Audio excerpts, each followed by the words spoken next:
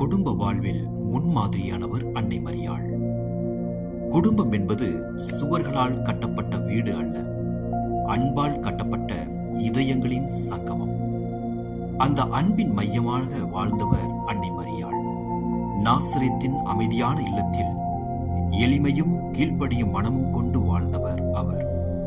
மகிழ்ச்சியிலும் துன்பத்திலும் ஒரே மனநிலையுடன் கடவுளின் சித்தத்தை ஏற்றார். குடும்பத்தில் புரிதல் குறையும் நேரங்களில் அவர் கற்றுக் கொடுத்தது அமைதியாக கேட்பது. சிரமங்கள் வந்தபோது அவர் காட்டியது நம்பிக்கையுடன் நிலைத்திருப்பது. கல்வாரி சிலுவையின் அடியில் நின்ற அந்த தாய், குடும்பம் என்பது வெற்றி நாட்களில் மட்டுமல்ல, வேதனை நாட்களிலும் ஒன்றாய் நிற்பது என்பதை உணர்த்துகின்றார். இன்று நம் குடும்பத்தில் சண்டைகள் இருந்தாலும், மனக்கசப்புகள் இருந்தாலும், மரியாளின் அமைதியை நம் இதயத்தில் வரவேற்போம். அன்பை பேசுவோம், மன்னிப்பை தேர்வு செய்வோம், ஜெபத்தை பழக்கமாக்குவோம்.